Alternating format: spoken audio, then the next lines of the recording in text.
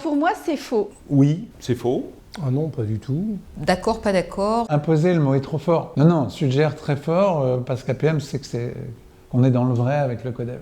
Et la notion d'imposition, elle vient du fait que si ça devient une norme absolue, et que c'est pas bien, si on n'a pas fait le codev, alors un tout petit peu oui. Et c'est pas le cas, parce qu'on a une équipe codev qui a bien compris qu'un club APM, il a besoin de souplesse dans la façon dont on lui propose les choses.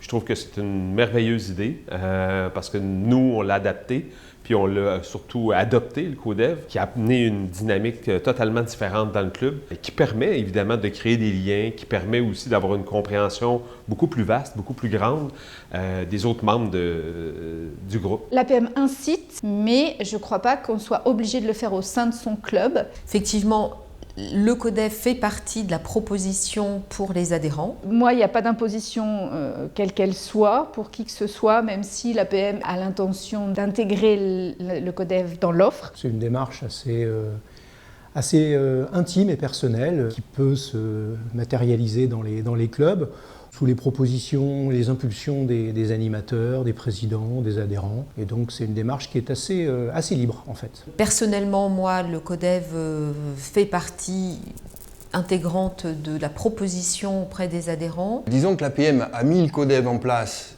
pour que les clubs puissent se les approprier. Jusqu'à preuve du contraire, il y a toujours une certaine liberté pour chacun d'entre nous de le faire ou pas. C'est très fortement recommandé. L'APM veut développer au sein des clubs le co-développement pour plutôt de bonnes raisons, parce que c'est un outil, une techno, une méthode supplémentaire pour justement les adhérents, pour les faire avancer sur des projets ou des problématiques. Et c'est ça qui en fait d'ailleurs sa puissance, je trouve.